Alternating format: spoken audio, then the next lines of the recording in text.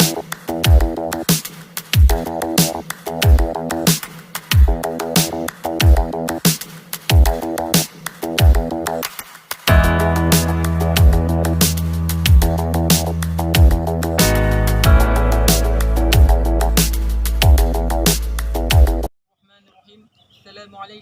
warahmatullahi wabarakatuh.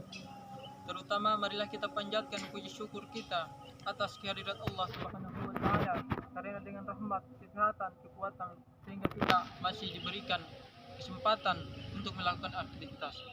Sholawat serta salam tak lupa pula kita haturkan kepada junjungan kita Nabi besar Nabi Muhammad sallallahu alaihi wasallam. Jadi kehadiran saya di sini adalah untuk melakukan sebuah wawancara terhadap seorang tokoh masyarakat yakni RW yang ada di Kelurahan Lalu Lara, Lorong Pelangi. Sebelumnya terima kasih kepada dosen pengampu Siti Fauzia MSPDI MPD selaku dosen mata kuliah Bahasa Indonesia. Sebelum saya melakukan sebuah wawancara, terlebih dahulu perkenalkan, nama saya Nur Ahmad Aidil dari program studi Ilmu Al-Quran dan Tafsir Fakultas Usuluddin Adab dan Dakwah Kampus IAIN Kendari.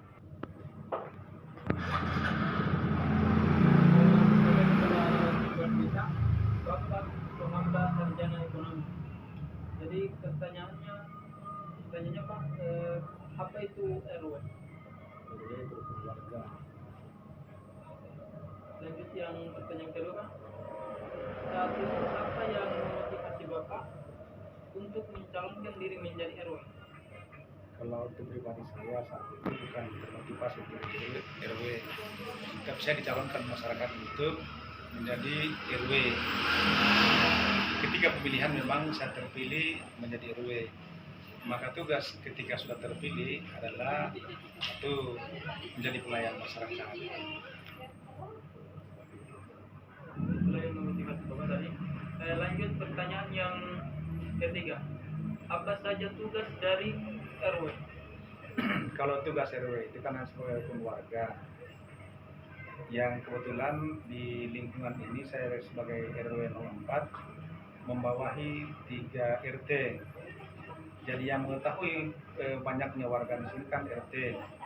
Saya tinggal tunggu laporan dari RT. Misalnya RT 11, 12, dan 13 masing-masing menyampaikan jumlah warga mereka.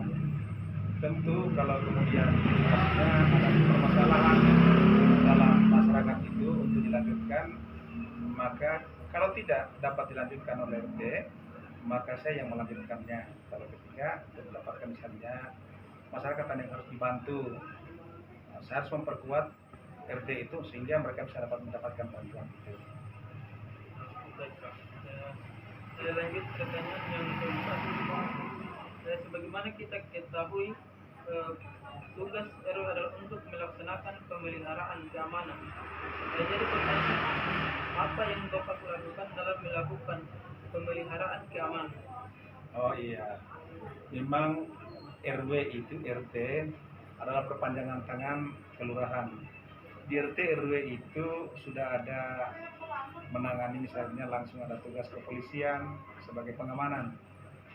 Kalau kemudian terjadi keributan atau apa saja dalam satu lingkungan, maka tugas RT atau RW itu adalah melaporkan kepada pihak yang berwajib, misalnya Babin Kantipmas atau Babinsa, sehingga mereka langsung dapat menangani kalau kemudian masalah itu tidak bisa dikendalikan oleh RT atau RW.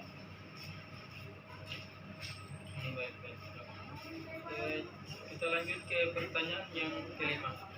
Apa yang Bapak lakukan dalam menjaga kerukunan dalam masyarakat? Itu tadi yang kita lakukan itu, kalau kemudian dalam pelayanan terjadi hal-hal yang kita inginkan, kita kan melayani masyarakat apa saja keluhannya. Kita tidak memberikan masyarakat, kita memberikan pelayanan, menyampaikan kepada yang harus memberikan bantuan kepada mereka, baik itu bantuan sekarang seperti bantuan sosial atau bantuan keamanan. Itulah yang kita berikan kepada mereka. Caranya kita menyampaikan kepada yang harus tempatnya untuk berkembang kepada mereka, baik bantuan sosial atau bantuan keamanan.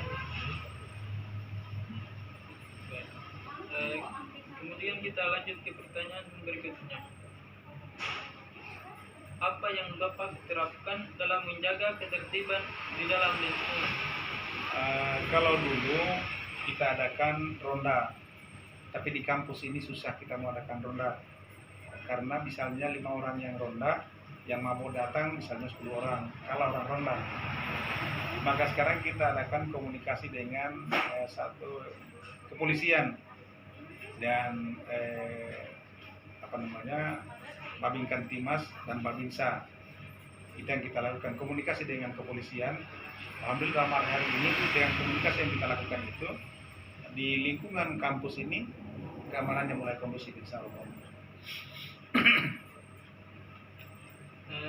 Lanjut ke pertanyaan yang terakhir. Tanggung jawab apa yang paling sulit dihadapi Bapak selama menjabat? Tanggung jawab paling sulit itu adalah ketika terjadi keributan. Karena di sini di kampus kan warganya keluar masuk. Jadi kita tidak tahu semuanya yang mana sesungguhnya warga kita, yang mana bukan. Tapi kalau terjadi permasalahan di lingkungan kita, maka tetap ada tanggung jawab kita untuk bagaimana untuk menormalkan situasi itu. Dan di sini kalau keributannya kan paling rawan, namanya mabuk. Kita juga menangani dalam kos-kosan. Di dalam kos-kos misalnya ada yang melaporkan bahwa di tempat kos laki-laki ada yang masuk perempuan, tempat kos perempuan ada yang masuk laki-laki.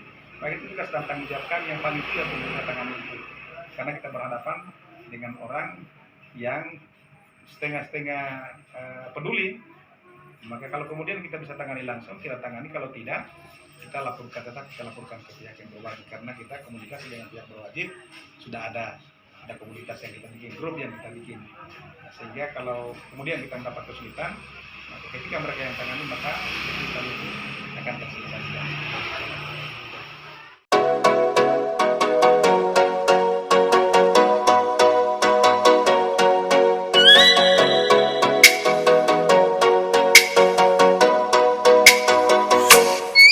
Oh, let me up with a bright smile on now. Put me in the dark, so won't get lost now. To the moonlight.